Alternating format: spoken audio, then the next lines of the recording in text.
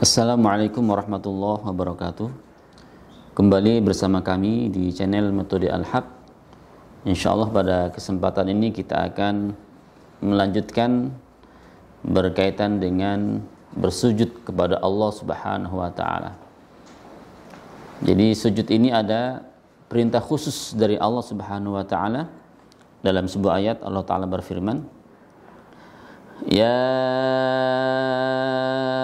ayyuhalladzina amanu ruk'u wasjudu wa'budu rabbakum waf'alul khaira la'allakum tuflihun. Riwayat Warash. Jadi Allah Ta'ala memerintahkan kita untuk bersujud kepada Allah Subhanahu wa Ta'ala. Hai orang-orang yang beriman, ya ayyuhalladzina amanu ruk'u, rukuklah kalian, wasjudu, dan sujudlah kalian, wa'budu, dan sembahlah Tuhan kalian, la'allakum tuflihun, agar kalian termasuk orang-orang yang beruntung. Jadi salah satu perbuatan yang akan membuat seseorang beruntung adalah bersujud kepada Allah Subhanahu wa Ta'ala. Bahkan yang bersujud kepada Allah Subhanahu wa Ta'ala tidak hanya manusia, ya. Bahkan makhluk hidup, makhluk yang tidak berakal pun bersujud kepada Allah Subhanahu wa Ta'ala. Dalam sebuah ayat Allah Ta'ala berfirman, walillahi yasjudu ma fis samawati wa ma fil ard, ya. Dan bersujudlah kepada Allah Subhanahu wa Ta'ala apa yang ada di muka bumi, ada apa yang ada di langit, semuanya bersujud kepada Allah Subhanahu wa Ta'ala. Pohon-pohon bersujud kepada Allah Subhanahu wa Ta'ala, bebatuan dan semua yang ada di muka bumi ini sujud dan bertasbih kepada Allah Subhanahu wa Ta'ala. Maka kita bagi manusia yang diberi akal kepada Allah Subhanahu wa Ta'ala harusnya tidak kalah dengan makhluk yang tidak berakal. Makhluk yang tidak berakal saja bersujud kepada Allah Subhanahu wa Ta'ala. Maka kita yang berakal perbanyaklah sujud kepada Allah Subhanahu wa Ta'ala. Dan juga sebagaimana yang dilakukan oleh para sahabat. Jadi ciri-ciri sahabat itu, ciri-cirinya adalah terlihat tanda-tanda sujud dalam wajahnya. Allah Ta'ala berfirman, Muhammadur Rasulullah walladzina ma'ahu ashidda'u 'alal kuffari ruhama'u bainahum tarahum ruk'an sujada, ya. Tarahum sujadan ruk'a, ya. Kalian melihat mereka dalam keadaan ruk'an sujada yabtaguna fadlan minallah. Mereka untuk menggapai anugerah keriduan Allah Subhanahu wa Ta'ala. Untuk mendapatkan yabtaguna fadlan minallah, anugerah dari Allah Subhanahu wa Ta'ala. Simahum fi wujuhihim min atharis sujud. Tanda-tanda mereka, simahum min asaris sujud, ya, fi wujuhihim min asaris sujud, dalam wajah mereka, wajah para sahabat terlihat ada tanda-tanda sujud. Ini tanda-tanda sujud yang bagaimana ini, ya? Karena sebagian ada yang mengatakan tanda-tanda sujud kalau di jidatnya itu kelihatan tanda hitam, ya. Sebenarnya bukan itu, ya. Karena kulit atau jenis kulit atau darah manusia berbeda-beda. Ada orang yang sujudnya banyak sekali tapi enggak hitam itu jidatnya, gitu, ya. Tapi ada orang yang sujudnya enggak banyak tapi hitam, ya. Karena memang berbeda bentuk kulit atau apanya, begitu, ya. Ini kedokteran yang lebih tahu, gitu. Jenisnya berbeda, gitu, ya. Nah, lebih parah lagi kalau jidatnya dihitamkan sendiri. Misalnya pakai batu atau pakai apa, begitu, itu lebih parah lagi, gitu, ya. Nah, yang dimaksud dengan min asaris sujud itu mungkin sebagian dari tanda-tanda sujud. Tapi asar sujud itu adalah kelihatan wajahnya itu berseri-seri, bersinar. Walaupun dia kulitnya hitam, gitu, ya, tapi kelihatan wajahnya itu bersinar-sinar, ada bekas-bekas sujudnya. Nah, ini adalah ciri-ciri sahabat, ya. Jadi generasi yang terbaik di zaman Rasulullah, mereka adalah generasi yang memperbanyak sujud. Artinya mereka memperbanyak salat kepada Allah Subhanahu wa Ta'ala.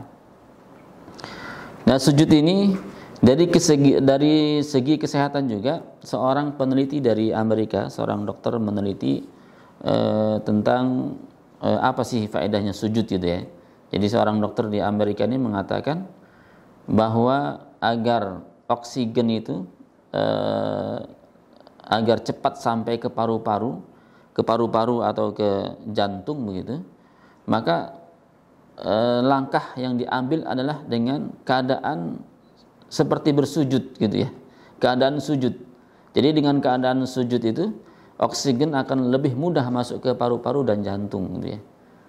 Ternyata di Al-Quran sudah disebutkan oleh Allah Subhanahu Wa Taala. Allah Taala berfirman, "Walaqad na'lamu annaka yadiqu sadruka bima yaqulun, fasabbih bihamdi rabbika wa kum minas sajidin." Kata Allah Subhanahu Wa Taala, "Walaqad na'lamu," sungguh kami mengetahui, annaka yadiqu sadruka, sesungguhnya dada kamu sesak, yadiqu sadruka bima yaqulun, disebabkan ucapan-ucapan mereka. Ya, kita juga kalau dicaci maki yang sangat berat, dadanya sesak gitu ya, atau dalam keadaan marah sesak untuk jadi pendek napasnya gitu ya. Maka perintah Allah Subhanahu Wa Taala, walaqad na'lamu annaka yadiqu sadruka bima yaqulun fasabbih bihamdi rabbika wa kum minas sajidin. Maka fasabbih bihamdi rabbika, maka bertasbihlah memuji Tuhanmu, memuji Allah Subhanahu wa taala, wa kum minas sajidin, dan jadilah orang-orang yang dalam keadaan bersujud. Jadi dengan bersujud ini ya, ini akan melegakan pernapasan kita ya. Oksigen akan mudah sekali masuk ke jantung dan juga masuk ke paru-paru ya. Dan ini mungkin cocok bagi orang yang sesak napas disebabkan karena corona ya, atau disebabkan lainnya gitu ya. Maka perbanyaklah bertasbih dan bersujud kepada Allah Subhanahu wa taala, maka dadanya insya Allah akan dilapangkan oleh Allah Subhanahu wa taala. Rasulullah SAW, beliau adalah orang yang tentu yang kita harus ikuti, yang kita contoh ya. Beliau bersujud tidak hanya dalam keadaan sholat gitu ya. Ya mungkin tadi misalnya dalam keadaan tilawah ada ayat sujudnya beliau bersujud. Atau ketika Rasulullah SAW mendapatkan kabar gembira gitu ya. Kabar gembira, Rasulullah langsung bersujud ya. Sebagaimana hadis Rasulullah SAW, idza ja'ahu amrun sururin au busyira bi kharra sajidan syakiran lillah. Jadi apabila datang kepada Rasulullah sallallahu alaihi wasallam ada masalah yang menyenangkan ya, atau diberi kabar gembira, maka Rasul langsung sujud syakiran lillah, sebagai ungkapan syukur kepada Allah Subhanahu wa taala. Nah, ini dianjurkan juga ketika kita mendapatkan kabar gembira gitu ya. Misalnya anak kita hafal 30 juz langsung sujud gitu ya. Enggak usah nunggu-nunggu wudhu dulu gitu ya. Namanya sujud bersyukur adalah yang dinilai bukan pergerakannya yang dinilai itu gitu ya. Dan juga enggak cari-cari mana ini kiblatnya gitu ya. Langsung aja bersujud. Tapi hati-hati dilihat bawahnya gitu ya. Takutnya ada kotoran atau di pinggir jalan, harus hati-hati juga gitu. Jadi langsung ketika mendapatkan kabar gembira ya, anaknya dikabarkan hafal 30 juz misalnya, atau kabar gembira yang lain begitu ya, maka langsung sujud syukur karena Allah Subhanahu wa taala gitu ya. Ya, ini bersujud kepada Allah Subhanahu wa taala. Kemudian juga Rasulullah SAW sebagaimana yang disampaikan tadi ya, kita melihat juga sahabatnya. Sahabat yang kata Rasulullah SAW bertanya kepada sahabat tersebut, apa sih yang menyebabkan kamu kok sandal kamu sudah terdengar di sorga begitu ya. Ini kepada sahabat ya. Siapa sahabat itu? Sahabat itu adalah sahabat Bilal ya. Sahabat Bilal. Ditanya Rasulullah, amalan kamu melakukan apa? Kok sandal kamu sudah terdengar di sorga? Ini artinya sandalnya saja sudah terdengar di sorga, orangnya masih di dunia gitu ya. Artinya sandalnya sudah duluan gitu ya. Ya tentu pemiliknya juga akan menyusul gitu. Masa sandalnya doang gitu ya. Pastikan orangnya juga menyusul gitu.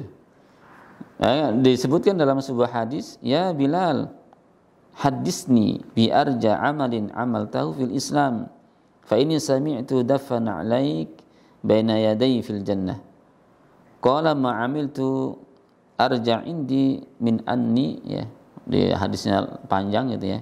Jadi kata Rasulullah, ya Bilal, ceritakan kepadaku amalan apa yang kamu sukai, yang paling unggul misalnya, yang kamu lakukan, ya. Karena saya mendengar dafan alaik, ya, suara trompa kamu atau sandal kamu di surga gitu. Ya Rasulullah, saya tidak melakukan amalan-amalan yang besar, amalan yang unggul gitu ya.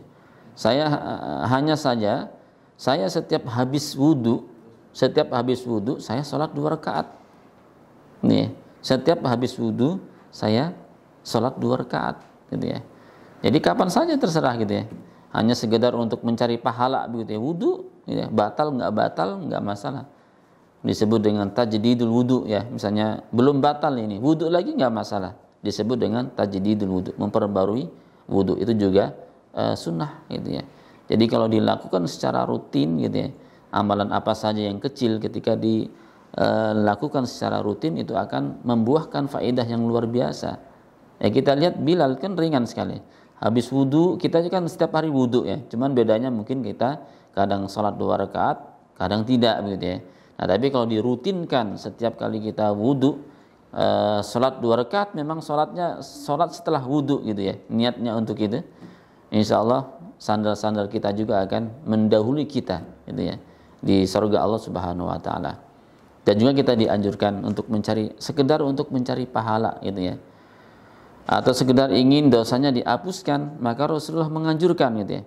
Bagi orang yang merasa melakukan suatu kesalahan, maka Rasulullah menganjurkan untuk sholat 2 rakaat. Ya.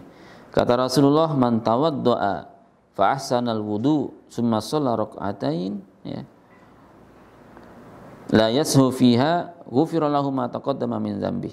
Jadi kata Rasulullah, barang siapa yang berwudu kemudian memperbaiki wudunya sempurna, kemudian dia sholat 2 rakaat, maka dosanya akan diampuni, dosa yang dilakukan, dosa yang sudah lewat gitu ya. Dosa yang sudah lewat akan diampuni oleh Allah Subhanahu wa taala. Dalam riwayat lain pun seperti itu. Jadi apabila kita melakukan kesalahan terus berwudu ya, kemudian kita melaksanakan sholat 2 rakaat, maka kesalahan kita insya Allah akan diampuni oleh Allah Subhanahu wa taala. Mulanya dalam sebuah ayat disebutkan, innal hasanati yudhibanas sayyiat. Ya, sesungguhnya kebaikan-kebaikan itu akan menghapus kesalahan-kesalahan. Salat 2 rakaat wudu, salat 2 rakaat itu adalah perbuatan yang baik yang akan menghapuskan dosa-dosa kita gitu ya. Maka perbanyaklah salat. Kalau kita memperbanyak salat, sama saja kita memperbanyak sujud kepada Allah Subhanahu wa taala. Sehingga kalau kita sudah terbiasa sujud di dunia ini, memperbanyak sujud di dunia ini, ketika kita di akhirat diminta oleh Allah Subhanahu wa taala untuk bersujud kepada Allah Subhanahu wa taala, kita langsung dengan sangat mudah bersujud kepada Allah Subhanahu wa taala. Itu yang bisa disampaikan, semoga ada manfaatnya. Wassalamualaikum warahmatullahi wabarakatuh.